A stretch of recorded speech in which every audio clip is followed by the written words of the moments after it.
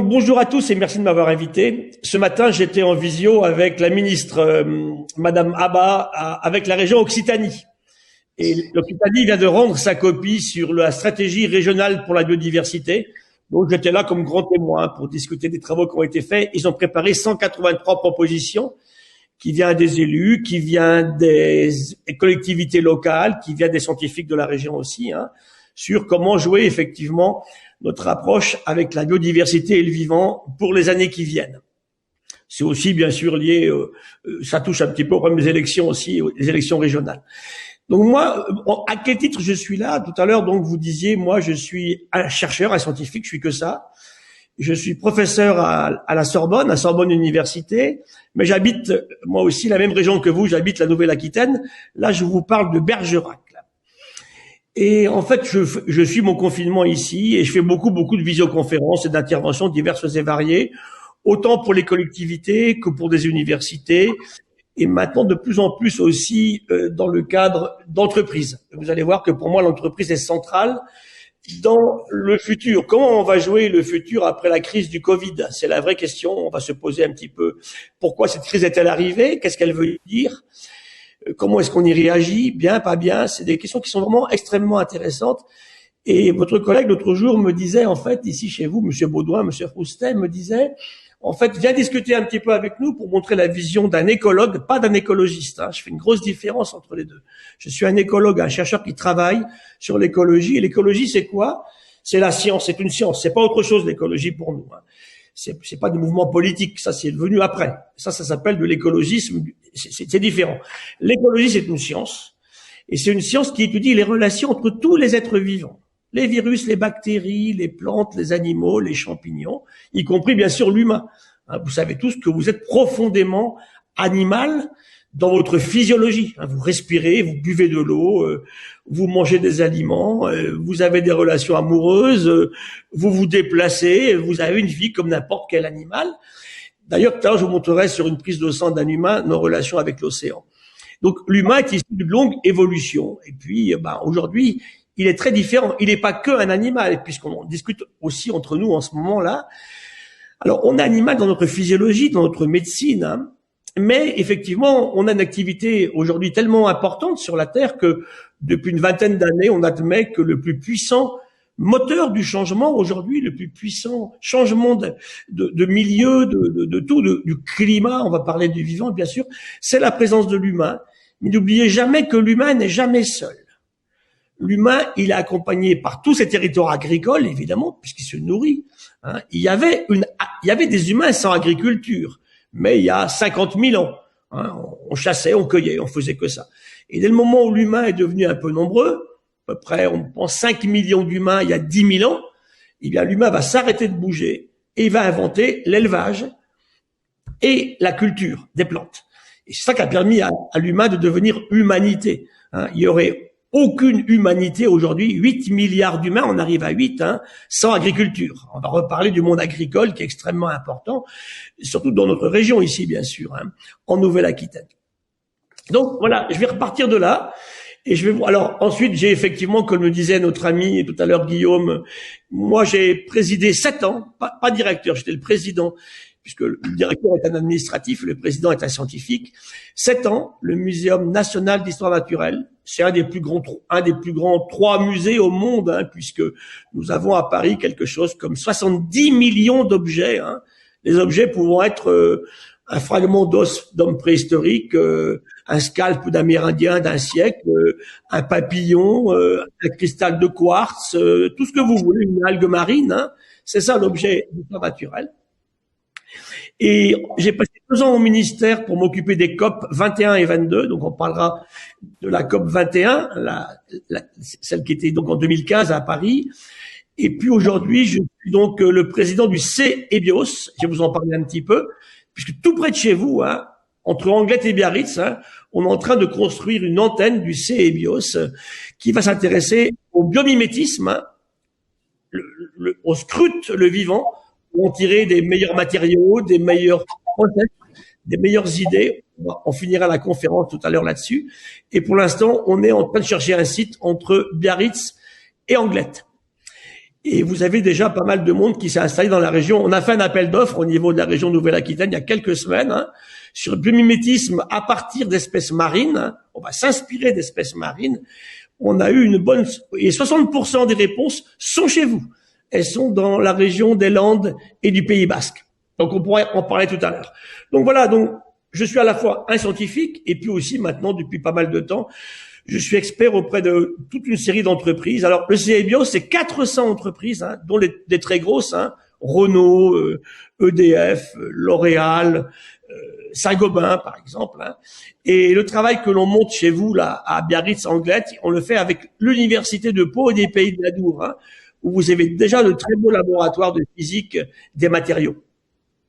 Alors, en ce moment, je continue mon activité d'enseignement auprès de mes étudiants, mais je fais beaucoup d'interventions auprès des entreprises.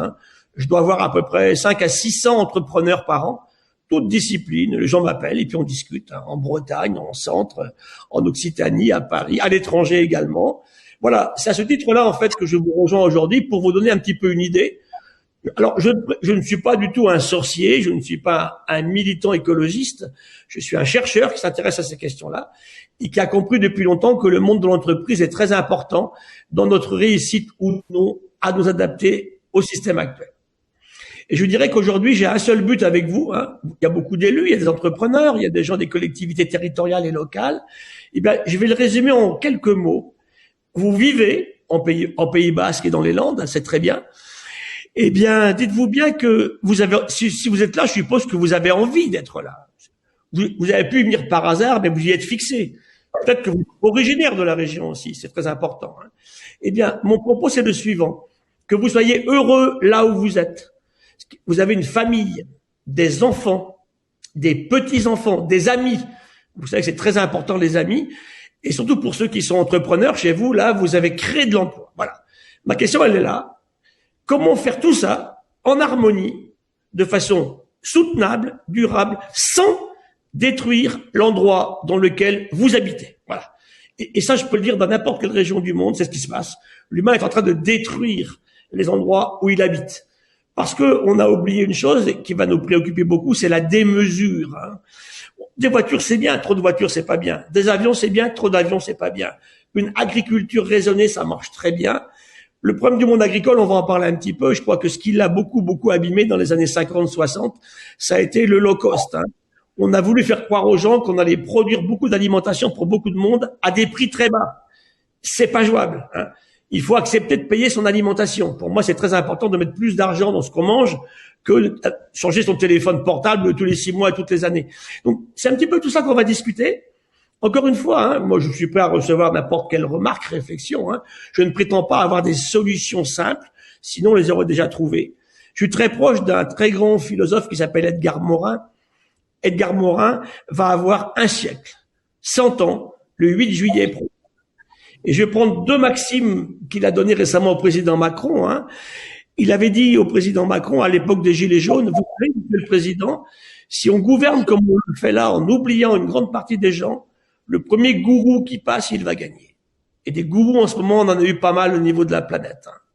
Deuxième remarque qu'il avait faite aussi au président, il lui avait dit, vous savez, monsieur le président, le problème n'est pas le progrès scientifique ou technologique. Ça, c'est bien qu'on continue à faire ça, bien sûr. C'est l'usage que l'on en fait. Donc voilà un petit peu la philosophie générale qui va être au-dessus de mon intervention. Alors, je vous propose de commencer par une image de l'Amazonie, c'est la France, c'est la Guyane. Peut-être 30 000 espèces sur un carré de 1 kilomètre.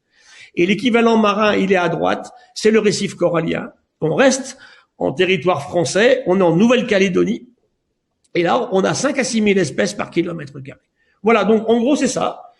La nature, ce sont des écosystèmes. C'est quoi un écosystème? C'est une construction entre des êtres vivants, des bactéries, des micro-algues, des champignons, des plantes, des animaux, puis les humains sont dedans aussi, bien sûr. L'humain est dans la biodiversité, il n'est pas à côté. C'est très important de le penser en permanence. Je dirais à vous convaincre que vous aussi, vous êtes le vivant. Je pense que ça va beaucoup changer votre attitude vis-à-vis de l'environnement. Donc voilà pourquoi j'ai appelé mon exposé « L'humain dans le vivant » de l'histoire naturelle, qui était là bien avant les humains, quand la vie apparaît sur la Terre, à l'économie actuelle des humains que nous sommes. Et je vous ai mis une 3e image, c'est une vue d'une ville chinoise, Shanghai, où là, ben, tout simplement, vous avez la moitié des Français. Voilà. Alors, la remarque est claire, hein. Une nature sauvage sans humains au départ, et maintenant une nature qui est effectivement remplie d'humains, puisque on arrive à 8 milliards. On va passer à l'image suivante. Alors, vous voyez ici qu'on a quand même quelques raisons, je dirais, d'intranquillité. Moi, j'aime pas trop Bon, vous savez que beaucoup de gens sont très anxieux aujourd'hui sur ce qui va se passer. Hein, le Covid est là, on est très perturbé. C'est une question intéressante, le Covid, parce que le Covid, il a 15 gènes, 15 fragments d'ADN, 15 gènes. Nous tous ici, on en a 29 000 chacun. Comment un petit virus, comme ça, a réussi à nous déstabiliser comme il l'a fait? Et ça, je vais revenir sur le Covid. On a raconté tellement de bêtises sur ce Covid. Au départ, c'est un virus de chauve-souris. Au muséum, on l'a séquencé plein de fois. On les connaît, ces virus, depuis au moins 20 ans, qu'on va dans les grottes du Cambodge, de Chine, du Laos. On en trouve partout des virus de chauve-souris. C'en est un, mais c'est passé quelque chose en 2019 qui a fait qu'il a changé. Et ce virus de chauve-souris est devenu infectieux chez les humains. Et deuxièmement, ce qui aurait dû rester là-bas a fait le tour du monde parce que, bien sûr, nos avions l'ont transporté partout. Hein. Quelques jours après le démarrage en Chine, il arrivait à Milan, par exemple, en Lombardie. Il est arrivé à Paris, dans l'est de la France. Plus tard, chez vous, dans les Landes aussi. Mais bon, ce virus s'est installé partout. Et il devrait nous aider à réfléchir. Hein. Je finirai là-dessus tout à l'heure. Donc voilà, parmi les causes d'anxiété, de peur, de crainte, nous avons le climat. Et je vous ai mis ici deux courbes. En haut, c'est la température de surface de l'océan. Chez vous, à Cap-Breton, là, température de la mer, il y a en 1860 jusqu'à aujourd'hui. Vous voyez que jusqu'en 1990, ça augmentait un petit peu, hein, bon. Mais ce qui se passe, c'est que depuis les années 90, ça augmente très vite. L'année 2020 a été la plus chaude jamais enregistrée. Parmi les 10 années les plus chaudes depuis 150 ans, 9 sont depuis 2000. Donc vous voyez qu'il se passe quelque chose en ce moment. Et moi, je défie quelqu'un de me dire que le climat ne change pas. Vous avez vu le drame qu'on a vécu il y a quelques semaines. Hein. Alors, c'est pas qu'il est gelé au début du mois d'avril, ça c'est normal. Tous, si vous avez le monde agricole ou viticole ou de la forêt en train de m'écouter là, vous savez très bien que du gel au début du mois d'avril, c'est pas rare. Et pourquoi ça a créé cet effet-là? Parce qu'il avait fait très chaud fin mars. Des journées à 28 degrés fin mars. On débourrait toute la nature, elle est partie la nature, et pensait que le printemps, été était déjà là, hein. Il gèle 10 jours après. Donc c'est ça qui a créé beaucoup de problèmes. Et en bas, je vous ai mis la remontée du niveau de la mer, chez vous aussi, hein, à Osgore. Hein. En fait, la mer était montée de 1 millimètre par an depuis 5000 ans. 1 millimètre par an. On s'en rendait même pas compte. Et là, depuis 40 ans, ça s'envole, on est à 4, 5, 6 millimètres par an. C'est parti. La masse d'eau se réchauffe. Elle prend plus de place. Les glaciers fondent. Hein. Il y avait encore un article ce matin dans Le Monde qui montre que tous les glaciers, 220 glaciers sont en train de fondre, hein, y compris ceux des Pyrénées, tout près de chez nous, bien sûr. Hein. Et ça, c'est du niveau de la mer. Et puis, il y a aussi l'aspect que on pompe de l'eau très profonde pour irriguer, qu'on remet ensuite dans l'océan, une eau qui serait jamais allée à l'océan. Et je vous ai mis en bas une image du Groenland en train de fondre. Le Groenland qui pourrait fondre entièrement, c'est plusieurs mètres d'augmentation du niveau de la mer. Vous imaginez ce que ça serait sur le littoral chez vous. Image suivante. La deuxième préoccupation, elle est là. J'aurais pu prendre une bête de chez vous. J'ai pris une petite grenouille que j'aime beaucoup. Elle ne vit que en Patagonie. Vous ne la connaissez pas. Bon, tout le monde s'en fout de ma grenouille parce qu'elle vit que en Patagonie. Mais simplement, le grand Darwin, Charles Darwin, la trouve lorsqu'il fait le tour du monde avec son bateau au début du 19e siècle. Et puis, il la met dans un bocal. On faisait comme ça à l'époque. Elle va à Londres. On l'oublie 150 ans sur un rayon, un bocal d'alcool. Et on la retrouve au début des années 2000. Et là, on va lui donner un nom parce qu'elle n'a pas de nom. Comme c'est Darwin qui l'a trouvée, on l'appelle Rhinoderma darwini. Ben, c'est un symbole pour moi parce qu'elle est en train de partir. Et pourquoi elle part, ma grenouille? Parce qu'elle ne supporte pas qu'on soit en train d'enlever tous les arbres de sa région, qui sont des araucarias, de magnifiques conifères gigantesques qui vivent entre 1000 et 3000 ans, et on les remplace par des eucalyptus et des pins. Voilà. Et la grenouille n'aime ni les pins, ni les eucalyptus, donc elle va disparaître. Alors vous allez me dire, mais c'est pas important, on s'en fout, ça va pas changer notre vie à Cap-Breton. Oui, mais c'est symboliquement les inquiétudes que l'on a aujourd'hui. Le climat qui change trop vite et le vivant qui s'en va. Et sur l'image suivante, voilà, c'est le dernier venu. Alors quand on dit que l'humain affecte le vivant, bien sûr, l'humain contribue à la diminution du nombre des espèces vivantes sauvages, mais là, on en a fait apparaître une qui s'appelle coronavirus 19. Voilà. Tout à l'heure, je vous disais, 15 gènes, on en a 29 000. On va y revenir tout à l'heure. Voilà un peu le débat. Et sur l'image suivante, je vous ai mis un peu la phrase qui est essentielle dans cet après-midi pour nous. Nous sommes intranquilles. Moi, je veux pas dire nous avons très peur, nous sommes anxieux. Qu'on soit préoccupé, c'est normal. Tout humain aujourd'hui, chez vous ou ailleurs, qui ne soit pas préoccupé par l'avenir, ça serait vraiment inconscient. Il faut qu'on soit conscient qu'il se passe quelque chose. Le climat change trop vite. Et deuxièmement, le vivant est en train, non pas de s'éteindre, j'aime pas le mot extinction, que les écologistes utilisent, c'est pas une extinction. Ce qu'on vit aujourd'hui, c'est un effondrement du nombre des individus dans les populations sauvages vivantes. Voilà, c'est ça qu'on vit aujourd'hui. Alors, ça peut amener des extinctions dans 100, 200, 300 ans. Mais aujourd'hui, ce qu'on a, c'est que ça s'effondre. On a perdu le tiers des oiseaux dans les territoires agricoles. On voit moins de rouge-gorge, on voit beaucoup moins de baleines, moins de papillons. Quand vous roulez en voiture près de chez vous, il y a 30 ans, on s'est arrêté 3 fois pour laver le pare-brise. Là, c'est fini. Les petits moucherons, ils sont partis. Les hirondelles, elles sont beaucoup moins nombreuses qu'avant. C'est ça qu'on vit. Je vous montrerai des chiffres précis tout à l'heure qu'on a publiés il y a quelques semaines. Donc voilà, dans ce contexte-là, je répète, vous avez créé de l'emploi, vous vivez en famille avec des amis dans la région qui vous préoccupe, que j'aime beaucoup. J'espère que d'ailleurs on pourra faire un jour une réunion en présentiel, ça sera beaucoup plus sympa qu'aujourd'hui là. Eh bien, comment rester vivre là dans ces questions actuelles du climat qui change trop vite et du vivant qui s'en va? Voilà la vraie question. Et donc, quels sont les impacts de nos activités économiques là-dessus et aussi, bien sûr, du nombre des humains? C'est important à prendre en considération. La suivante. Donc voilà, aujourd'hui, pourquoi est-on intranquille? Alors vous savez, si je reviens à Lucie, cette femme préhistorique africaine, il y a à peu près 3,2 millions d'années, qui était une australopithèque, elle avait une obsession tous les matins. Est-ce que je vais trouver à manger? Nous, en France, aujourd'hui, ou chez vous, disons que c'est quelque chose qu'on se pose moins souvent, mais il y a des gens aujourd'hui qui se demandent comment donner à manger à leurs enfants demain, parce que la pauvreté a pris une très grande importance. Vous savez que l'objectif numéro 1 des Nations Unies, les ODD, Objectifs Développement Durable, le premier c'est éradiquer la pauvreté. Tant qu'il y aura des gens ultra pauvres et des gens ultra riches, ça ne marchera pas. Et je vais m'adresser aux femmes. Je vais beaucoup parler des femmes cet après-midi, vous allez voir. Quand on regarde le seuil d'extrême pauvreté, il est décidé comme ça, de façon arbitraire par les Nations Unies, c'est moins de $1 par jour et par personne. Moins de 0,8 € par jour et par personne. En dessous ça, on est vraiment très pauvre. On a du mal à se loger, à manger, à se déplacer, à vivre, à s'installer, élever des enfants. Eh bien, aujourd'hui, presque les 3/4, 70% de ces gens-là, ce sont des femmes. Question intéressante. Je m'adresse aux femmes. Les femmes, vous êtes plus nombreuses que les garçons. Il y a plus de garçons qui naissent en France chaque année. Et à 25 ans, on a exactement le même nombre de femmes et d'hommes en France. Et après, ça fait que diminuer pour les garçons. Et à 100 ans, en ce moment, il y a beaucoup de femmes qui atteignent 100 ans. Sur 4 centenaires, il y a 3 femmes. À 110 ans, il n'y a plus aucune femme en France.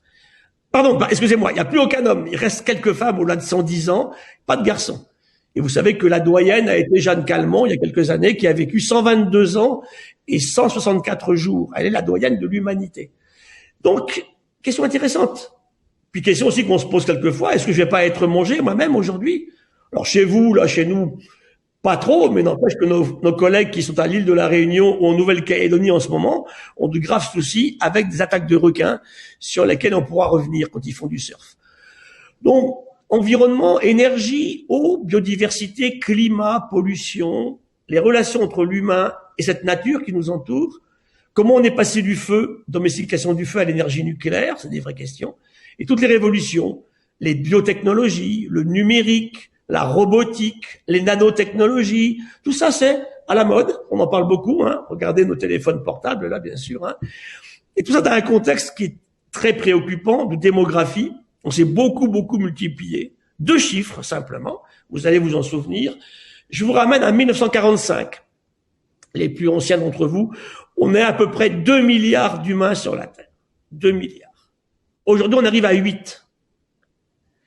Ça fait qu'il y a un siècle, 1821, eh bien, on n'était pas 1 milliard d'humains sur la Terre. On était à peu près 1,3, 1,4.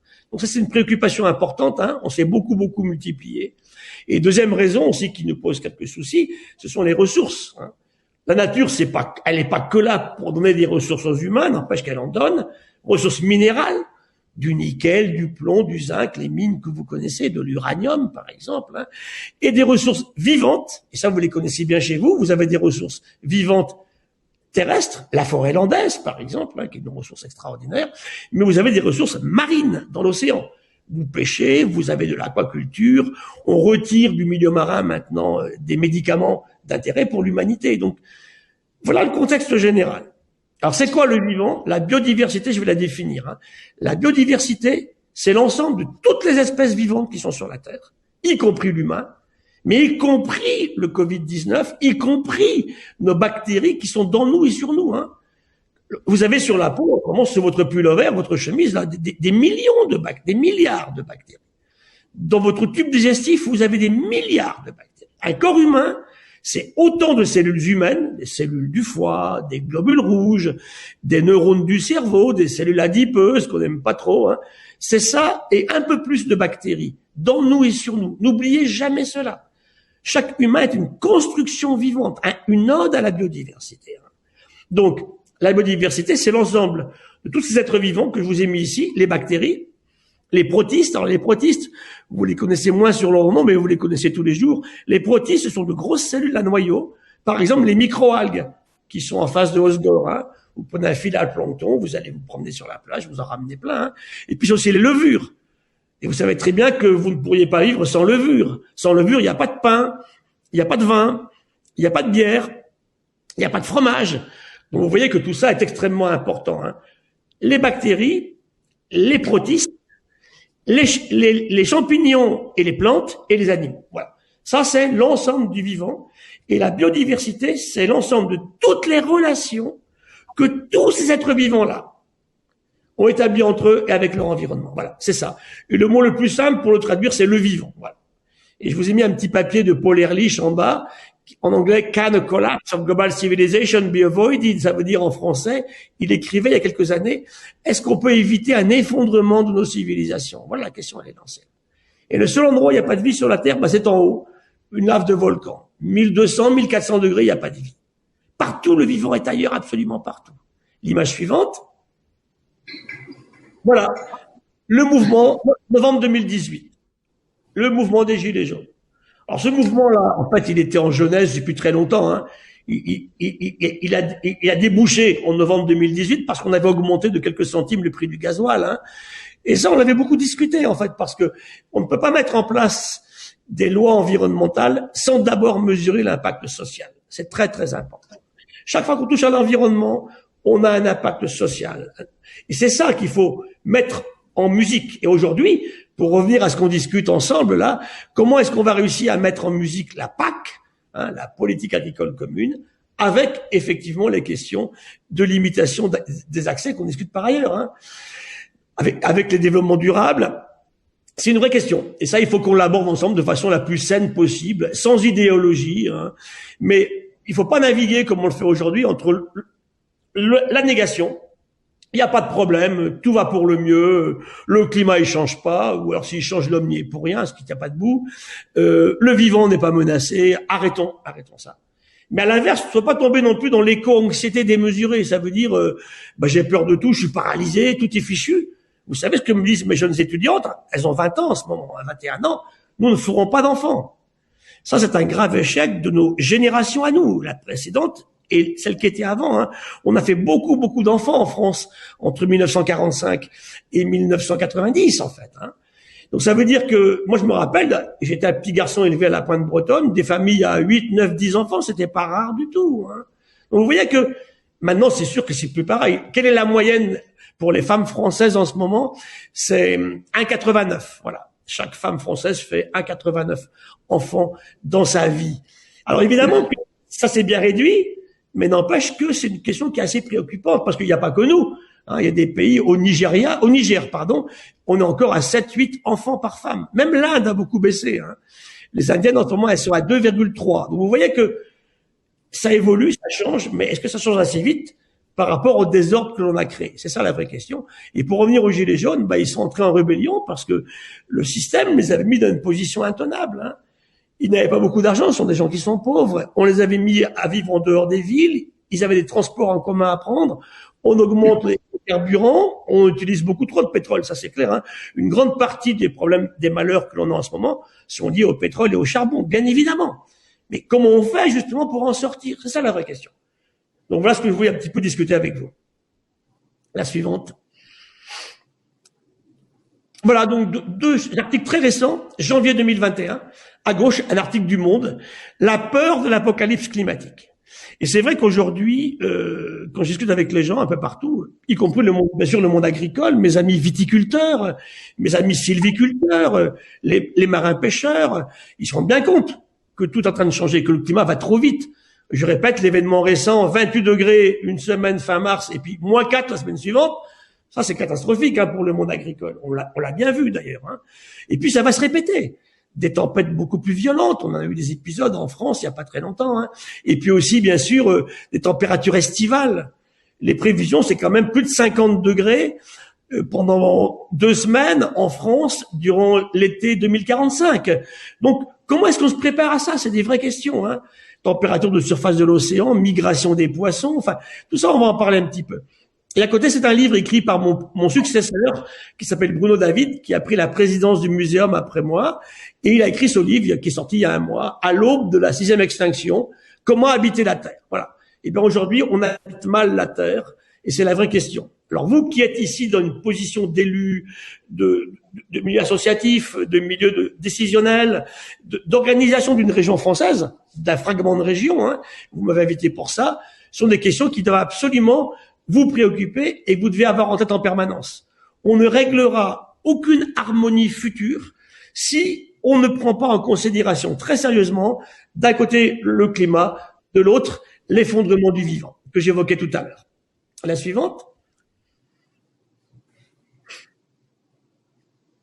Voilà, donc ça c'est l'océan, il y a 4 milliards d'années, hein, quand la vie apparaît, une petite cellule, des petites cellules dans l'océan, des bactéries, bien sûr, hein, des cyanobactéries, la suivante, et puis ces cellules apparaissent dans l'océan, s'installent dans l'océan. Image suivante, oui. Et là, je vous ai mis la composition de l'océan. Chez vous, hein, si vous allez, on peut aller tout à l'heure, si vous voulez, marcher sur la plage, récupérer un peu d'océan et mesurer cela. Ça bouge pas. Hein, depuis 100 millions d'années, l'océan a la même composition. C'est vraiment extraordinaire. Du sodium, des chlorures, c'est intéressant, des carbonates, du potassium. Et vous allez voir que c'est intéressant de comparer ça au corps humain. La suivante. Vous y mettez un estuaire aussi. J'aurais très bien pu prendre la Bidassoa, la Dour chez vous, hein, que j'aime bien. Et puis là, bon, on aurait vu, on va en amont, c'est de l'eau douce. On n'a pas de sel. Et puis en aval, c'est le milieu marin, c'est le golfe de Biscaye. Hein, donc vous êtes chez vous, c'est de l'eau qui est bien salée. Hein, 35 grammes de sel par litre. En eau douce, c'est 0,1, 0,2. Et regardez la valeur d'un estuaire. Image suivante. Ah, c'est vous, en ce moment. Il y a peut-être des médecins dans la salle. Regardez votre prochaine prise de sang. Moi, je suis physiologiste et endocrinologue, c'est mon métier de base. Hein. Ben, quand on fait une prise de sang chez des humains, on va trouver 105 millimoles de chlorure, 140 millimoles de sodium et 2 ou 3 de potassium. C'est super intéressant. Qu'est-ce que font dans un sang humain? C'est pareil dans les cellules du cerveau. Hein. Humain, du sodium, du potassium et des chlorures. Ben voilà, c'est la signature de l'histoire de la vie. L'humain sort aussi de l'océan, bien évidemment. Hein. Donc ça, c'est le milieu intermédiaire. Eh bien, c'est la composition d'un estuaire. Votre estuaire de la Dour, de la Bidassoa, là, c'est votre sang en composition. C'est ni de l'eau de mer, ni de l'eau douce. Et ça, c'est pour vous montrer qu'on est tellement dépendant de ce milieu qui nous entoure. L'image suivante. Voilà. C'est les fossiles les plus anciens qu'on ait dans les collections du Muséum à Paris. 3,45 milliards d'années. Vous imaginez 3450 millions d'années. Hein. Voilà, elles sont là. Et regardez la suivante. Si j'étais avec vous, là, en ce moment, dans la salle où vous êtes, là, on sortirait dehors, et il y a une flaque d'eau, sûrement, de la dernière pluie. Et dans cette flaque d'eau, vous avez les mêmes bactéries. Elles sont toujours là, des cyanobactéries. On les appelait les algues bleues à une époque. Elles ont une histoire incroyable. Elles sont là depuis 3450 millions d'années. Vous imaginez? La plus belle entreprise de la Terre, c'est la vie. Elle est plus que durable, soutenable, elle est toujours là. Elle a subi des horreurs, des volcans incroyables, des rencontres de continents, des impacts de météorites géantes. Elle a failli disparaître plusieurs fois, la vie. Elle est toujours là. Et c'est un peu la corrélation que je ferai tout à l'heure avec le monde humain actuel. Et sur la suivante, vous voyez très bien, effectivement, que dans ces milieux particuliers-là, eh bien, il y a eu des crises. Bien sûr qu'il y a eu des crises. Plein de crises. On en connaît au moins 60 depuis 800 millions d'années, dont 5 majeures, des très grandes crises. Alors, la très grande crise, définie par les géologues, c'est l'extinction. Là, on parle d'extinction, la disparition du dernier des derniers, d'une espèce vivante en mer et sur Terre, en un temps court, pour 75% d'entre elles. Voilà, ça c'est la définition de la crise. Hein. On perd les 3 quarts des espèces vivantes en quelque temps. Ben voilà, quelques exemples. Je vous ai mis une image ici de la charnière entre l'ère primaire et l'ère secondaire. Je vous ai mis à gauche un trilobite, ici, là. Ce sont des animaux qui étaient très fréquents, des crustacés du fond de l'océan. Ils vont entièrement disparaître, on n'en verra plus jamais, jamais, jamais. À peu près ici, on est à peu près à 250 millions d'années. Ils s'en vont pour toujours. Les coraux tabulés s'en vont. Chez les ammonites que vous connaissez, vous savez, ces gros coquillages qui sont en fait des céphalopodes, des pieuvres et des seiches, très abondants dans les fossiles, dans la région ici aussi, bien sûr. Il y en avait beaucoup durant l'ère primaire. Les rouges, là, vont disparaître pour toujours. Et les verts vont continuer. Et je vous ai mis en haut des couches géologiques après des volcans qui ont lâché des quantités gigantesques de lave en Inde ou en Sibérie. Ça a complètement modifié le monde. Et je vais revenir à des animaux que vous connaissez bien, à Osgore et à Cap-Breton, les oursins. Voilà, les oursins. Aujourd'hui, on connaît combien d'oursins? Ça, c'était mon boulot quand j'étais au muséum. On connaît à peu près 700 oursins sur la Terre. Tout en mer. Les oursins n'ont jamais été capables d'aller vers les eaux saumâtres d'estuaires, jamais. Les eaux douces ou la terre. Ils sont marins, point barre, partout. Il y a 700 espèces aujourd'hui. Eh bien, lors de la grande catastrophe là de l'ère primaire, qui était la 3e grande crise d'extinction, ils vont quasi disparaître. On va en retrouver que 2 après la grande crise. Ça, c'est magnifique. Ça veut dire que les 2 qui ont passé de l'ère primaire à l'ère secondaire, en se rediversifiant par la suite, ont donné les 700 qu'on connaît aujourd'hui. C'est comme ça que le vivant avance dans l'évolution. Vous avez des espèces qui apparaissent, qui disparaissent. Quelquefois, c'est vraiment la limite. Les trilobites sont jamais passés. Et puis, les oursins sont passés grâce à 2 qui ont survécu. Donc, je vous ai mis là, good genes and good luck. Il faut les bons gènes et de la chance. Et dans ce cas-là, on peut peut-être passer les crises. Alors, la question qui est lancée aujourd'hui, est-ce que l'humain est en train de mettre les conditions aujourd'hui pour une nouvelle crise d'extinction, qui celle-ci ne serait plus liée aux volcans, aux rencontres de météorites, aux continents qui se rencontrent, ou à un climat qui change très très très vite, mais il serait lié à la présence de l'humain, bien sûr, on a dit pas tout seul, avec ses plantes et ses animaux domestiques. La suivante. Voilà, alors maintenant je vais prendre 3 écosystèmes que vous connaissez bien chez vous. Tout à l'heure, vous pourrez aller faire un petit tour sur la plage. Là, je vous amène sur la plage de Cap-Breton. On fait un petit tour et on prend une goutte d'eau et on va faire 2 choses. On va la regarder au microscope et on va la séquencer. Ça veut dire qu'on va prendre tout l'ADN qui est là-dedans, tous les gènes, et on va les séquencer. Et vous voyez qu'il y a 3 choses qui sortent ici.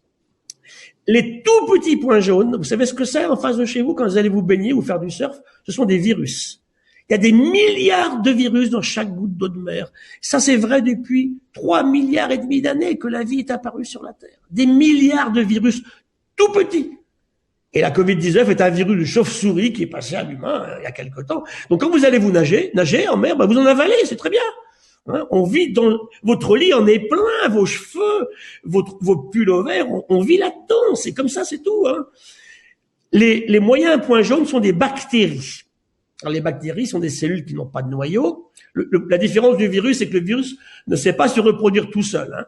Il faut qu'il rentre dans une bactérie ou dans une cellule humaine, une cellule de poumon par exemple, ou une cellule de la gorge des humains, pour se multiplier. Donc le virus, c'est un parasite qui, pour se reproduire, a besoin de notre cellule.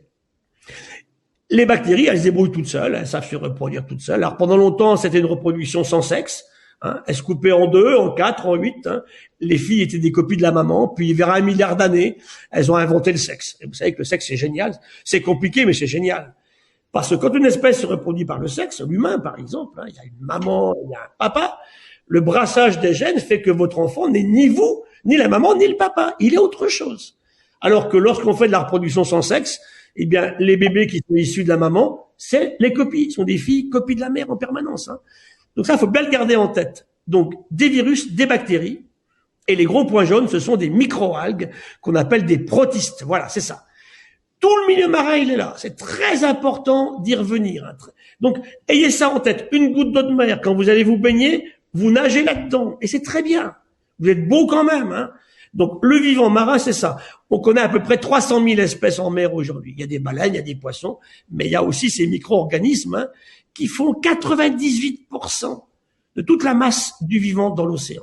Donc, l'océan, c'est d'abord des micro-organismes. Et après, il y a des poissons, des baleines, des crabes, des oursins, tout ce que vous voulez. Une goutte d'eau de mer. Deuxième écosystème sur la suivante. J'en prends que 3, hein. Voilà, un sol. Je vais beaucoup vous parler des sols. Il y a sûrement des sylviculteurs avec vous, là, des agriculteurs. Pour moi, c'est fondamental. Aujourd'hui, c'est un des grands drames que l'on vit. On a tué nos sols. Regardez un sol en bon état. C'est à peu près 100 millions à 1 milliard de bactéries. C'est 2,5 tonnes de bactéries à l'hectare. C'est 3,5 tonnes de micro-champignons. Qui les connaît? Des vers de terre, bien sûr, mais aussi des nématodes. Vous avez aussi des colamboles, des tardigrades, des acariens. Tout ça, c'est un sol vivant. Et mon principal, je dirais, point péremptoire que je vais vous donner cet après-midi, que je vais vous asséner, on ne pourra jamais nourrir les humains si on continue à détruire les sols. C'est impossible. Et ça, tout le monde agricole en est convaincu, hein. Même les gens qui font aujourd'hui de l'intensification le savent bien. Il faut ramener de la matière organique et du vivant dans nos sols. Pourquoi on a tué nos sols? Parce que simplement par la mécanisation à outrance, des tracteurs beaucoup trop lourds, beaucoup trop gros, plus de haies, du herçage, du labourage complètement intempestif dont on n'a pas besoin.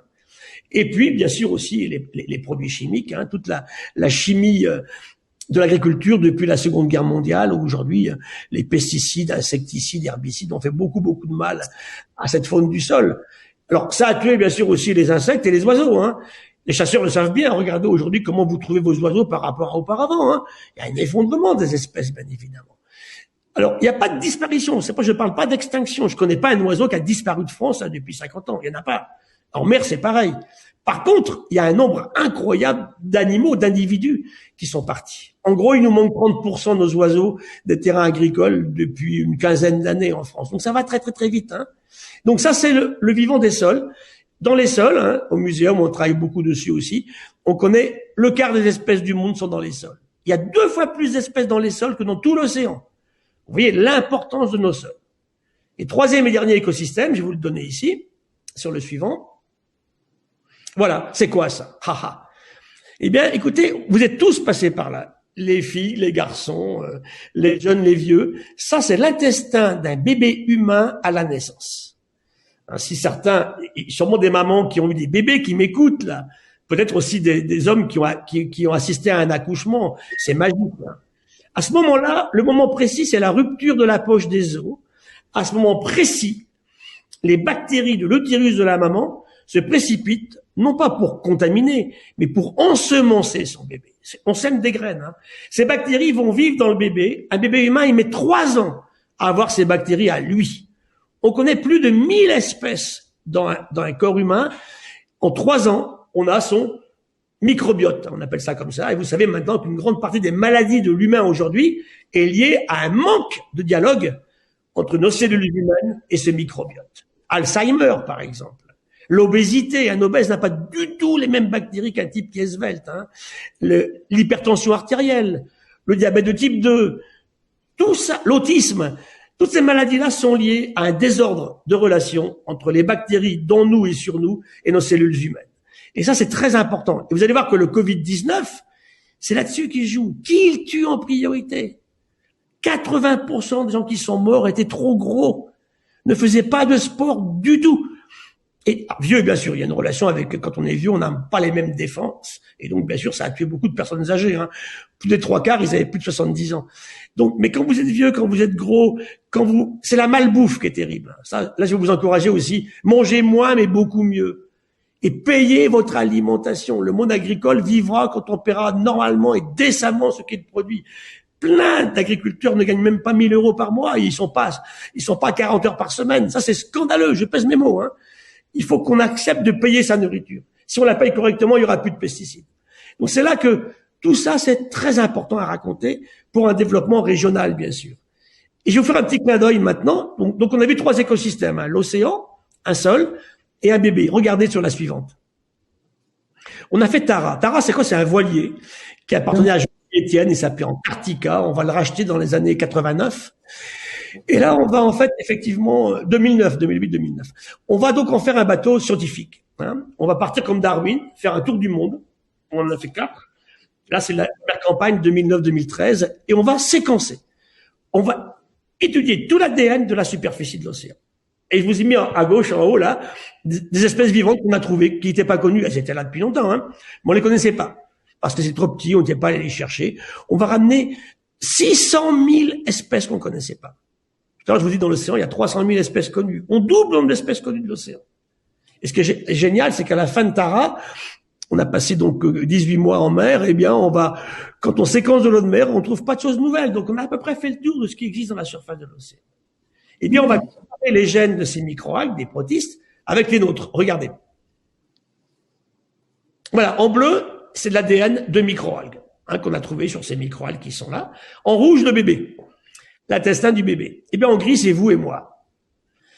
Eh bien, figurez-vous qu'on a un tiers de notre ADN qui est le même que celui des microalgues. Ça, pensez-y tous les jours. Faut pas les négliger, elles ont leur importance.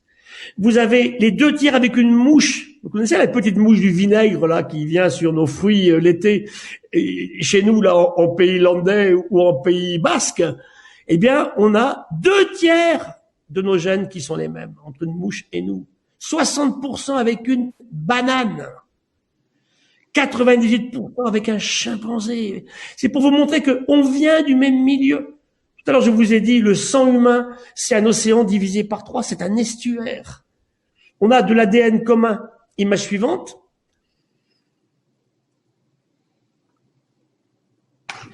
Ce qui est intéressant, que je raconte souvent aux chefs d'entreprise, c'est que quand on a regardé ces micro-organismes marins, on a regardé les interactions entre eux. On a étudié 100 000 interactions.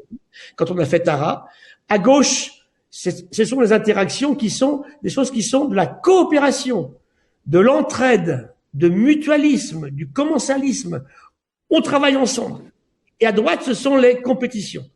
Vous voyez que dans la nature, il y a infiniment plus, sur l'image suivante, vous allez le voir, il y a infiniment plus de coopération que de compétition. Et c'est ça pour le monde économique que l'on est. Et aujourd'hui, là où vous vivez en famille, avec vos enfants, avec vos amis, avec vos collaborateurs de travail, il faut aller vers un monde infiniment plus en coopération qu'en compétition. Sinon, ça ne marchera pas. La compétition, elle marche quand on n'est pas nombreux. Quand on est très nombreux, c'est beaucoup plus compliqué. Donc, vous voyez que, prenons exemple dans la nature pour faire beaucoup mieux que ce qu'on fait aujourd'hui, c'est important. Et Tara nous a amené beaucoup de notions intéressantes, en fait. Et Tara, c'est une opération qui est financée par du privé. C'est Agnès B qui nous donne 5 millions d'euros tous les ans pour maintenir ce voilier comme étant un bateau de recherche. Et maintenant, c'est devenu une grosse entreprise internationale. On est passé aussi, bien sûr, à Biarritz. On est passé à Osgore avec Tara il y a quelque temps et on y repassera. Donc, le milieu marin nous renseigne sur les origines du vivant. Dernière image pour finir ce chapitre-là. Voilà, ça finalement, c'est quoi? C'est la biodiversité. Chaque matin dans votre lit, vous avez entre 1 et 2 millions d'acariens, des petits arthropodes qui sont là parce que vous avez dormi dans un lit et que vous dormiez tout seul. Ça marche très bien, mon histoire. Ils mangent vos poils, vos cheveux, les humeurs de la peau, les cellules qui s'en vont en frottement avec les draps. C'est essentiel. Et vous ne mangez que du vivant. Voilà, si j'enlève ici le verre des bouteilles là, et le nickel des couverts, c'est que de la biodiversité. Voilà pourquoi elle est indispensable. On peut aimer les papillons, les oiseaux, les crabes, oui. Mais ils ont le droit de vivre, bien sûr, évidemment. Hein. Une espèce qui s'en va, c'est irrémédiable, bien évidemment. Comme disait un grand poète chinois, il me faut une fraction de seconde pour tuer une mouche, l'éternité pour la refaire. Hein. On ne sait pas. Donc ça veut dire qu'aujourd'hui, les espèces qui s'en vont, on les perd. C'est normal, on en a toujours gagné et perdu. Mais aujourd'hui, le rythme de disparition est beaucoup trop rapide. Il est au moins 200 à 300 fois plus rapide que pendant les derniers 50 millions d'années. Donc, il se passe quelque chose. Et bien, regardez ici, là, sans levure, sans protistes, il n'y a pas de vin, il n'y a pas de bière, il n'y a pas de pain, il n'y a pas de fromage, hein, ça c'est clair. Hein. Donc, on ne mange que du vivant. Et l'humain s'est mis à élever quelques espèces, image suivante, Je vous prends ici une vache. Bon, alors, j'ai rien contre les vaches. Simplement, aujourd'hui, on en a trop. Hein. Aujourd'hui, on a à peu près 1,3 milliard de vaches, 23 milliards, hein, de poulets, 4 milliards de cochons.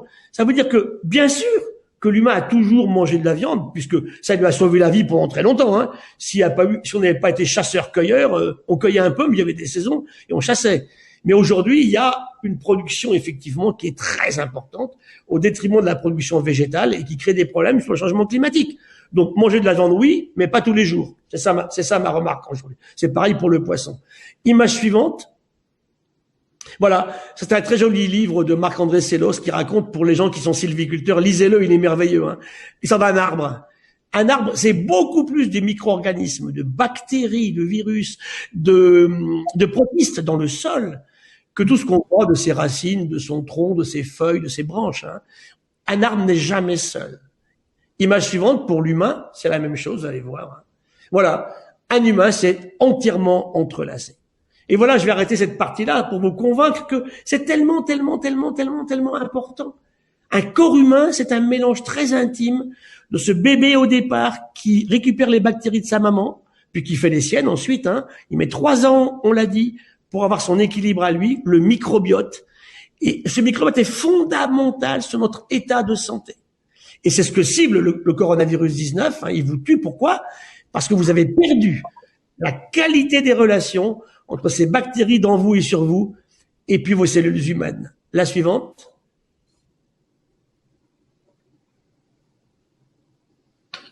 Voilà, ça c'est votre lit ce matin, tout simplement. Voilà.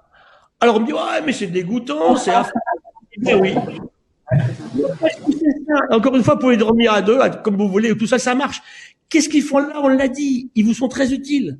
Ils vous débarrassent d'un tas de choses dont vous devez vous débarrasser. Alors, il y a quelques cas d'allergie, ça existe. Alors, s'il y a des allergies marquées, effectivement, il faut trouver quelque chose pour en avoir moins. Et je me rappelle une jeune femme qui me disait un jour, mais professeur, elle me disait, moi j'ai une petite fille à 2 mois. C'est pareil? Mais je dis, oui, c'est pareil. Vous savez ce que vous faites, madame? Vous prenez votre bébé dans les bras comme si c'était une maman, vous cajolez votre petite fille, et puis vous laissez le soleil frapper les draps. Vous ouvrez les draps en pays chez vous, dans les Landes, il fait beau à beaucoup de moments de l'année. Ça va éliminer les acariens. Par contre, si vous prenez le bébé, vous lui donnez son bain et vous le remettez bien humide à 37 dans le lit, vous doublez la population d'acariens pour le lendemain. Voilà. C'est ça nos relations avec le vivant. Pensez à ça tous les jours, parce que si vous admettez que vous aussi, vous êtes vivant et la biodiversité, chaque fois que vous irez l'agresser, en coupant trop d'arbres, en détruisant effectivement l'océan, en le polluant, en le surpêchant, en mettant du bitume partout, eh bien, chaque fois que vous faites ça, vous vous agressez vous-même. Et ça ne pourra pas durer éternellement. On va passer à la seconde partie maintenant. Alors, ça s'est passé comment tout ça? Bon, avec la domestication du feu, hein, il y a 1,5 million d'années, effectivement, en Afrique, ça c'est clair, hein, eh bien l'humain domestique le feu. Et ça va séparer l'animal de l'humain. Pour moi, c'est vraiment la phase où l'humain n'est pas que un animal. Hein. Il va domestiquer le feu. Tous les animaux ont peur du feu, vous le savez très bien, même les grands prédateurs, hein, pour tenir à distance les lions, les hyènes. C'est clair que c'était important. Les panthères, hein, il y en avait en France. Faut bien voir que sur les grottes de Lascaux, on a des panthères, on a des lions. Hein, chez nous, il y avait des lions chez vous. Hein, il y a 45 000 ans à peu près. Donc c'est vrai que on va les tenir à distance, et surtout ça va permettre à l'humain 2 choses. D'abord, le langage. Le soir, au coin du feu, on se raconte des histoires. Ces gens-là parlaient. Hein. Je vous ai dit tout à l'heure, il y a 10 000 ans, on est à peu près... Là, on est à 2 millions d'années, 1,5 million d'années. Il y a moins d'humains, bien sûr. Mais il y a 10 000 ans, on est 5 millions. On parle au coin du feu. Notre cerveau se développe. Et deuxième aspect que vous connaissez bien, aujourd'hui, vous qui m'écoutez, vous cuisez vos aliments. C'est clair, hein. Et c'est sûr, ce qui est intéressant à cette époque-là, c'est que, même aujourd'hui, vous digérez beaucoup mieux un aliment cuit que cru. Donc, quand il y a une disette, c'est important de pouvoir cuire. Et effectivement, ça va changer entièrement le monde. Et l'humain va acquérir des systèmes d'enzymes de digestion très différents après la cuisson des aliments. Ça va aussi permettre d'éliminer beaucoup de pathogènes, hein, qui étaient quand vous mangez une viande qui a 3 semaines récupérée sur un cadavre de zèbre tué par un lion, vous imaginez bien que c'est pas sans danger, hein, pour votre survie dans les jours qui viennent. Deuxième grande phase, la suivante, c'est effectivement aujourd'hui ce qu'on appelle le néolithique. Néo, jeune, lithos, la pierre, hein, l'âge de la pierre jeune, ça veut dire une taille des pierres beaucoup plus sophistiquée que ce qu'on avait avant. Il faut bien voir qu'entre 3 millions d'années et 50 000 ans, le seul outil de l'humain, la seule arme aussi, c'était un morceau de pierre taille, ce qu'on appelle un biface. Hein. Je vous en montrerai tout à l'heure. Et c'est là que l'humain s'arrête de bouger. Il reste plus que Homo sapiens. Il y a eu plusieurs espèces d'hommes sur la Terre. Hein. Entre 3 millions d'années et puis 50 000 ans, il y en a eu plusieurs. 2 après, le Néandertal chez nous et puis l'humain. Et puis maintenant, il n'y a que nous. Hein. On est tous interféconds. Hein. On peut tous avoir un copain et une copine et faire des bébés du pôle Nord au pôle Sud en passant par l'Est et l'Ouest. On est parfaitement interféconds. C'est la même espèce Homo sapiens, l'homme qui sait. C'est lui qui s'est appelé comme ça. On pourra y revenir tout à l'heure, vous verrez que peut-être pas comme ça qu'il fallait l'appeler. Hein. Donc là, on va commencer à domestiquer et à faire des cités et à faire l'agriculture. Et là, on va multiplier la population. La suivante. Parce qu'on a commencé à faire beaucoup de bébés, eh bien, il faut vivre différemment. Et un peu plus tard, on est vers fin du 18e, là, vous voyez très bien qu'effectivement, on est en train d'inventer la technologie qui arrive à celle d'aujourd'hui, la machine à vapeur. Et là, on va pouvoir arrêter. La seule énergie, c'était le cheval vapeur. Hein. On est passé, il y avait le vent, bien sûr, des choses comme ça, hein, mais l'énergie qu'on utilisait, c'est le cheval vapeur. Et là, on passe au cheval. Pardon, c'est le cheval animal, et là on passe au cheval vapeur, la première locomotive. Et puis ensuite, donc, on va arriver sur l'image suivante sur la technicité de l'humain, sa technologie qui lui permet, il est capable de créer un événement qui ressemble aux grandes catastrophes naturelles. Hein. Hiroshima, 8 août 1945, fait autant de morts dans le même temps que l'éruption du Vésuve à Pompéi en 79 après Jésus-Christ. Là, on n'y est pour rien. Le Vésuve, il a craché, un volcan, il crache. Hein. L'humain, il est pour rien. Hein. On est à côté, on est tué. Là, c'est l'humain qui a inventé la technique, la science, la technologie. Et là, il va commencer à jouer un petit peu à Dieu, puisqu'il dit, je suis capable de mimer un événement naturel. Et ça, c'est sûr qu'aujourd'hui, je voyais récemment que les Russes avaient développé des sous-marins nucléaires actuellement, là, avec des engins incroyables, hein, capables de détruire des zones immenses et de les rendre inhabitables pendant des centaines d'années. Donc, vous voyez que l'humain peut s'amuser à des choses qui sont délirantes. Hein. C'est un peu le démiurge. Et on a beaucoup vécu dans cette peur-là, cette terreur dans les années 80-90. C'est la fameuse force de dissuasion hein, du nucléaire militaire. Et surtout, deuxième événement qui s'est produit à cette époque-là aussi, c'est la démographie. C'est l'explosion des humains. Je vous répète, 2,1 milliards d'humains en 45, 8 aujourd'hui. Et c'est vrai que ça a changé beaucoup de choses, bien évidemment. Dernière image, enfin dernier point, voilà. Et ça a été appelé anthropocène. Anthropo, c'est humain en grec, xénos, la partie de l'histoire, la partie de la vie, la partie du temps, la partie où l'humain est le plus puissant. Ce qui veut dire que l'anthropocène, c'est effectivement la domination du développement économique général qui a créé les problèmes qui nous préoccupent aujourd'hui et sur lesquels on va conclure tout à l'heure. Voilà. Image suivante.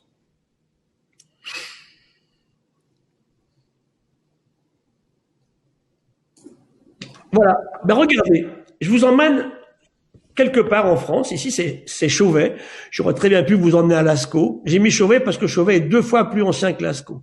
Lascaux, dans notre région, c'est 20 000 ans. En Dordogne, à tout près d'où je suis, là. Alors que Chauvet, c'est 37 000 ans. Regardez. Et posez-vous 2 questions.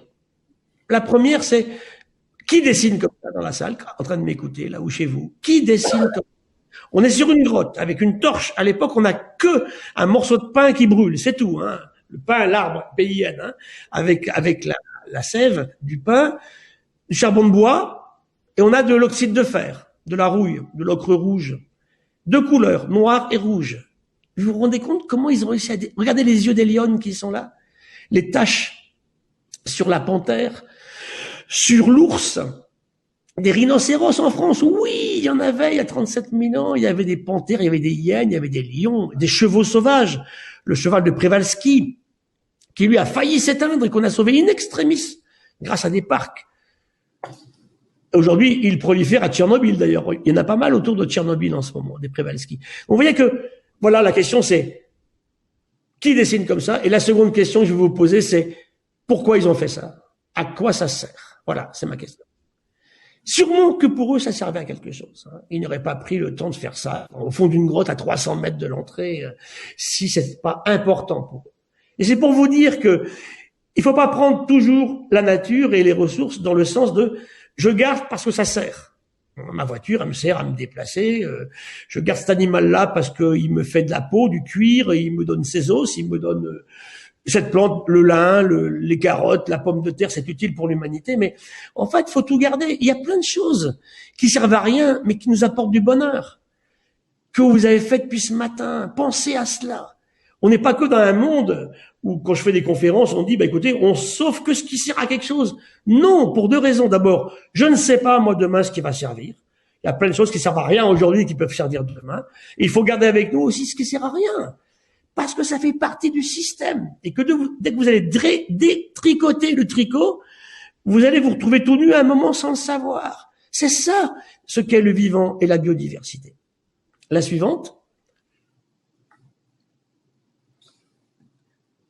Voilà, ça résume un petit peu tout ce que je vous ai raconté. C'est pourquoi l'humain a-t-il progressé comme cela? Eh bien, regardez. Je vous ai mis en bas un biface, un caillou taillé. C'est ça. C'est tout ce que l'humain a eu comme arme et comme outil pendant, plusieurs millions d'années. C'était que ça. Et puis, les ingénieurs de l'époque, il y a à peu près 8-10 000 ans, vont inventer l'arc et la flèche. Le propulseur un petit peu avant, la lance. Et ça va tout changer. Je tue à distance. Et là, effectivement, les grands prédateurs qui nous mangeaient tous les jours vont commencer eux aussi à être intranquilles. Je vous ai mis un revolver américain à droite, là, un Remington. C'est un revolver de la guerre de sécession. La poudre noire va tout changer.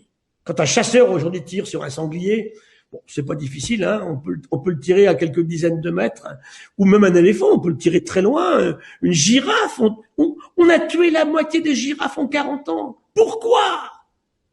Et là, je m'adresse aussi aux femmes. C'est pas les femmes qui tuent les girafes, ni les éléphants. On a perdu la moitié des éléphants en quelques dizaines d'années. Ça, c'est absolument inconcevable. Il n'y a aucune raison de faire ça, en fait. Ensuite, la poudre noire va tout changer parce qu'elle va donner un sentiment de domination à l'humain. La roue, 7000 ans, va tout changer aussi. Et la courbe qui est au-dessus vous montre comment l'humanité a progressé envers 10 000 ans, 5 millions d'humains, et puis maintenant 8 milliards. Et on est passé par la domestication animale, par l'arc et la flèche, on a dit la roue, l'irrigation agricole, les âges des métaux, et puis aussi sur les routes, la poudre noire, la machine à vapeur, on a dit aussi l'imprimerie, et puis les vaccins, on en parle beaucoup en ce moment, les avions, on en parle aussi beaucoup, les matières plastiques, en train de nous empoisonner, et les antibiotiques, produits géniaux et super utiles, mais qu'on utilise beaucoup trop en médecine humaine, en médecine vétérinaire, et qui pose le grave problème aujourd'hui de l'antibiorésistance, les ordinateurs, et puis les révolutions agricoles. Vous voyez que tout ça a complètement construit l'humanité. Ça, c'est important.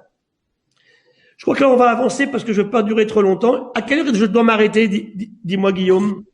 Non, c'est passionnant, mais il n'y a pas d'heure particulière. C'est juste qu'après, on a une restitution du questionnaire. Donc, est-ce que... Le time, une dizaine de minutes, est-ce que ça vous convient? Donc on va avancer, hein. On va tout faire défiler pour aller vers les conclusions là. Alors, la question qui est posée ici, allez-y, pour remplir tout l'espace là. Aujourd'hui, est-on en train de mettre en place les conditions d'une nouvelle crise d'extinction? Parce qu'on détruit et on pollue, on surexploite, on dissémine tout partout et le climat change trop vite. Ça, ce sont les raisons aujourd'hui du climat qui change.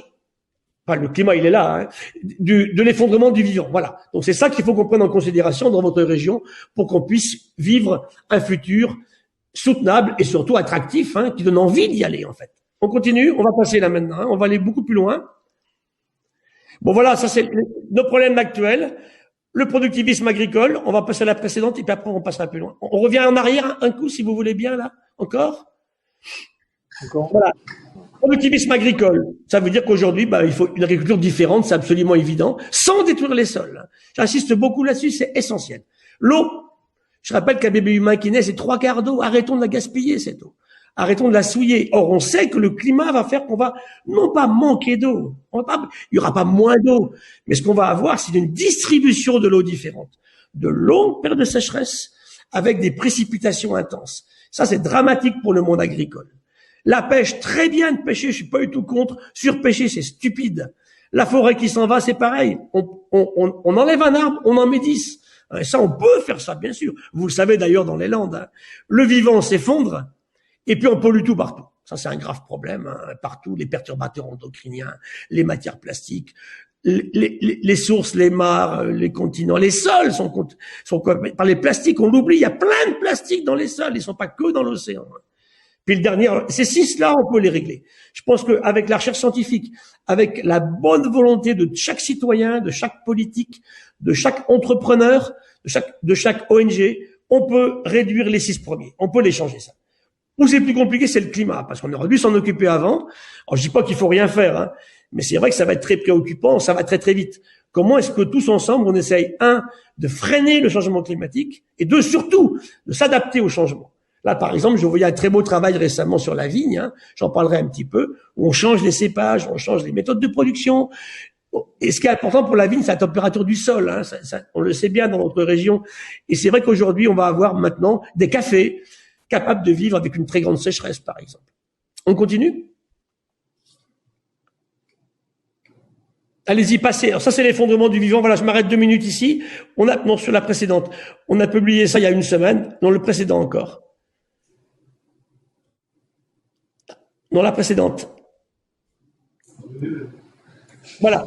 Ça, c'est un travail qu'on a publié au début du mois de mars 2021. Donc, c'est la liste rouge des espèces. C'est France et territoire outre-mer. Donc, vous voyez que nos amphibiens, nos poissons, nos oiseaux, nos insectes sont vraiment... Alors, encore une fois, hein, je parle pas d'extinction. Éteints, il y en a quelques-uns, mais c'est surtout une diminution du nombre des individus, hein, un effondrement du vivant. Et ça, il faut absolument qu'on y remédie. Si on continue comme ça, eh bien, on n'aura plus de forêt tropicale, par exemple, à la fin de ce siècle, et puis il y aura plus de pêche non plus. Hein. Donc, c'est vrai que comment est-ce qu'on prend ça en considération ? La pêche étant affectée pas que par la surpêche, aussi affectée par la pollution du littoral, bien évidemment. Hein. Tout est lié. Allez, on va faire défiler la suivante. Voilà, non, la suivante encore. Voilà. Non, la suivante, c'est bien. La suivante encore. Et la suivante, on remplit la case là. Voilà. La suivante. Voilà. Ça, c'est la communication là-dessus. Non, je vais revenir à la précédente. Et c'est difficile. Voilà. Donc, on a, nous, 15 000 chercheurs, c'était en novembre 2017, écrit à tous les chefs d'État de la planète en disant, voilà, il sera peut-être trop tard si on fait rien. Pour sauver le vivant, le climat change trop vite, le vivant s'en va trop vite, l'humain est devenu la plus puissante force d'évolution.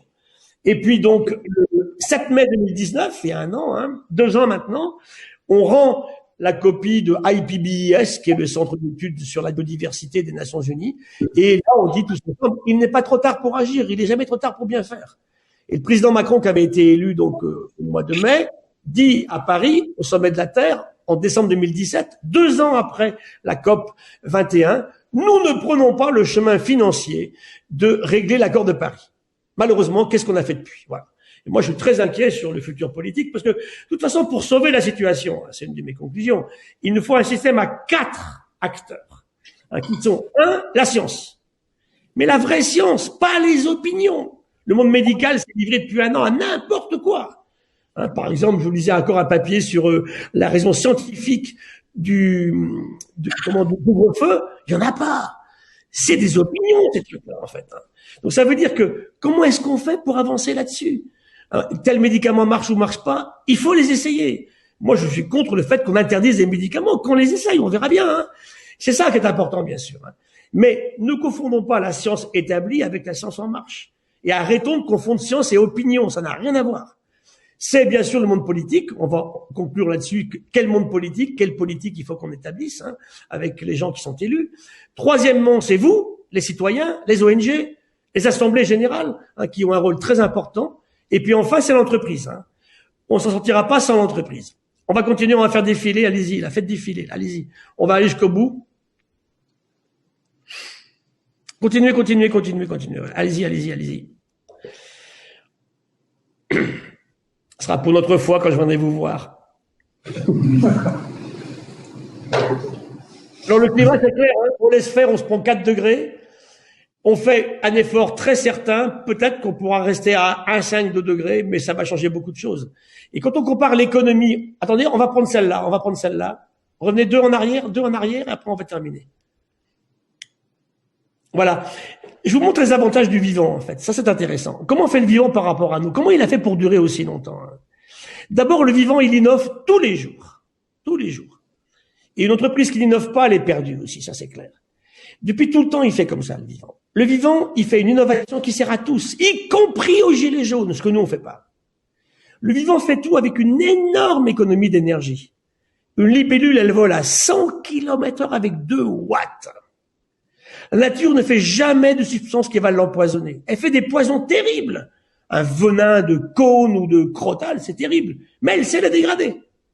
Nous, on a inventé des molécules, pas que au niveau agricole, à tous les niveaux, hein, qui nous empoisonnent tous les jours, dont on ne sait pas se débarrasser. Ça, c'est un drame terrible, qui est dans les sols, qui est dans l'eau, et qui nous empoisonne tous les jours. Le métal plastique, par exemple, hein. Dans la nature, il y a toujours un acheteur pour les déchets. Peut-être qu'on va en trouver d'ailleurs des bactéries qui demain arriveront à résoudre nos plastiques, mais il faut qu'on cherche pour avancer là-dessus. Le vivant travaille toujours dans des conditions ambiantes, 20 degrés, un peu de soleil, un peu de pluie. On n'est pas sur des trucs incroyables avec des pressions comme on fait pour faire du verre ou n'importe quoi. Et le vivant travaille toujours avec les éléments abondants.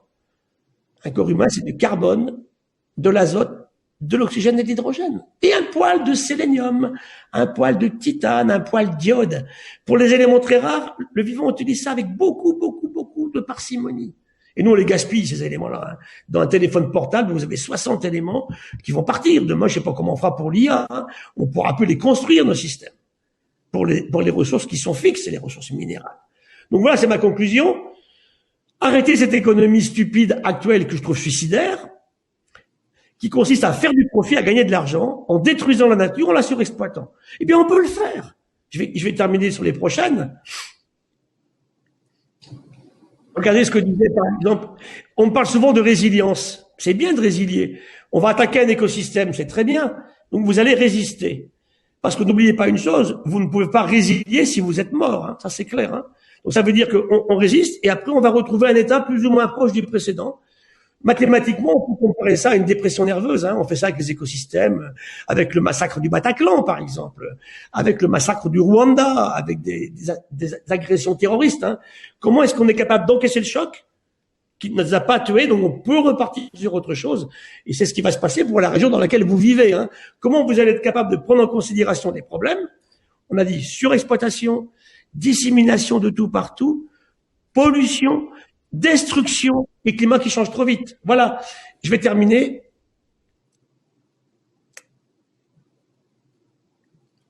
Un peu de philosophie, je vous emmène en Inde en 1915. Un des grands penseurs indiens disait, à l'époque, il n'y avait ni écologie, ni écologisme, ça n'existait pas. Il disait, l'homme ne peut plus supporter le développement gigantesque de la vie extérieure qu'il a créée, sans un changement de lui-même intérieur. Et sur la suivante, sa conclusion, c'était, si l'humanité veut survivre, une transformation radicale, et pour un biologiste comme moi, vous savez comment ça s'appelle, une transformation radicale? Ça s'appelle une métamorphose. Il nous faut une métamorphose pour qu'on change nos systèmes. Aujourd'hui, c'est clair, beaucoup trop d'imprévoyance. Il faut une culture de l'impact. Si je fais ça, qu'est-ce qui va se passer? Et chez vous, c'est essentiel, là où vous vivez. Hein. Deuxièmement, il faut une arrogance qu'on laisse au vestiaire. Arrêtons de se croire toujours meilleur que les autres. Hein. Il y a beaucoup d'arbres par chez vous. Un arbre, excusez le terme, s'il était con, il serait plus là depuis très longtemps. L'arbre, il a évolué dans son milieu. Idem, les cachalots qui vivaient chez vous, qui sont partis, on les a surpêchés, des baleines grises sont parties. Hein. Tout ça, c'est intéressant d'y réfléchir, bien sûr. Donc, on a dit l'arrogance, surtout chez les garçons, plus que chez les femmes. Ensuite, bien sûr, la cupidité. Voilà. Si on arrive à mettre ça de côté, peut-être qu'on pourra trouver cette métamorphose de la nature humaine. Je vais finir sur 2 images. Voilà, Edgar Morin, que j'aime beaucoup. Edgar Morin va avoir un siècle, le 8 juillet 2021, dans quelques semaines. Il est au Maroc en ce moment, on le préserve là, on va lui faire une fête fantastique à l'UNESCO. Eh bien, il disait, en fait, la Terre, c'est un vaisseau spatial avec 4 moteurs qui sont la science, bien sûr, la vraie science, la technique, hein, toute la technologie. Si on discute ensemble, là, c'est grâce à la technique, hein, l'économie, laquelle, et le profit. Dans la scène capitaliste, on fait du profit. Si le profit sert à créer de l'emploi, ça me va bien. Mais pas un profit à n'importe quel prix, on va le voir. Tout à l'heure, on l'a dit, hein, pas de profit qui consiste à détruire la nature ou à la surexploiter. Ça marche pas. Ça nous a amené à la situation inquiétante d'aujourd'hui. Et il dit quand même, Edgar Morin, le probable, il est quand même très inquiétant. On l'a dit, il dit même catastrophique. Moi, je ne suis ni catastrophiste, ni collapsologue. Je dis simplement aux gens que si on ne change pas, c'est ce qui va se passer. Ça, c'est clair. Mais je pense encore qu'on va changer. Et en fait, qu'est-ce qu'on a fait cet après-midi ensemble, là? Eh bien, le probable, il est inquiétant. Nos jeunes me disent, on fera plus d'enfants, ça c'est clair. Il y a un effondrement de la natalité, durant l'année 2020 et ça va continuer en 2021. Ils sont trop inquiets, c'est compliqué, effectivement. Puis on sait gérer ça maintenant. Déjà, on était sur une diminution importante du nombre d'enfants qui naissaient chaque année. Eh bien, voilà. Le probable est inquiétant. N'empêche que, pour moi, je suis comme Edgar, je pense que il y a eu plein d'endroits, plein d'histoires du monde où le pire n'est pas certain du tout. L'improbable s'est souvent produit. Et voilà ce qu'on a fait ensemble. Aujourd'hui, dans votre territoire, on se bat pour que le probable qu'on nous promet là ne se produise pas. Et je vais terminer sur les 2 images suivantes. Il faut une métamorphose, effectivement. Sinon, ça ne marchera pas. Et Edgar Morin dit, non, on va revenir à la précédente, je vais conclure là-dessus. Il disait, Edgar, simplement, bon, je le connais par cœur, il disait, en fait, on est homo faber. On sait faire des voitures, des avions, un fusil de chasse, un bateau de pêche, tout ce que vous voulez. On sait faire des tas de choses. Des produits chimiques, on en a parlé tout à l'heure. On est faber, on sait construire. On s'est appelé Sapiens, l'homme qui sait. Mais il dit, on est beaucoup de démence quand même. Et ça revient à la question qu'il posait au président Macron il y a un an, pour la Covid, à force de sacrifier l'essentiel à l'urgence, on est dans l'urgence, on prend des décisions, on ne sait pas comment ça marche, on connaît rien sur le virus, on dit aux gens, le masque sert à rien en mars 2020, et maintenant on veut en coller aux enfants de 3 ans en mars 2021, de qui on se fiche? Ça, c'est des vraies questions. Je comprends que les gens soient déboussolés. La confiance, on l'a perdue au niveau de la science, on la perd au niveau politique. Et il dit, on finit par oublier l'urgence de l'essentiel. C'est ça vraiment qu'il faut prendre en considération. Et ça, je crois que il faut penser à tout ça, et ça va être ma dernière phrase. Je sais pas ça comme image après. Il y en a encore une image. Voilà. S'engager, tous, en tant que citoyens d'abord, que maman, que papa, que frère, que sœur, tout ce que vous voulez. S'engager pour changer. Vous savez pourquoi? Parce que la vie, je vous l'ai montré, a eu des histoires incroyables. Elle a failli disparaître plein de fois. Et elle s'est adaptée. Et on me dit tous les jours ici, bien sûr qu'il faut qu'on s'adapte au changement climatique. Bien sûr qu'il faut qu'on s'adapte à des méthodes de chasse, de pêche différentes, une agriculture différente. Il nous faut la produire. Au niveau agricole, c'est compliqué parce qu'il faut produire plus, parce qu'on est plus nombreux. Mais il faut être rémunéré avec des prix corrects. C'est intéressant, c'est très important, mais sans produits qui nous empoisonnent. Tout ça, c'est extrêmement important. Au niveau de l'eau aussi, bien sûr. Donc, aujourd'hui, le vivant est toujours là. Parce qu'il s'est adapté. Et vous savez pourquoi il s'est adapté, le vivant? Eh bien, parce qu'il a changé en permanence. Et nous, on ne change toujours pas. Voilà le drame que l'on vit aujourd'hui. Et cette économie que j'évoquais tout à l'heure, c'est pas possible. Donc, pour votre région, il faut que vous préserviez la région où vous habitez, dans sa capacité à évoluer. Je suis contre la nature sous cloche, même pour des réserves, on la met pas sous cloche. On protège sa capacité à changer dans les changements que l'on vit aujourd'hui, y compris, bien sûr, aussi au niveau international. Voilà. Merci pour votre écoute. Merci.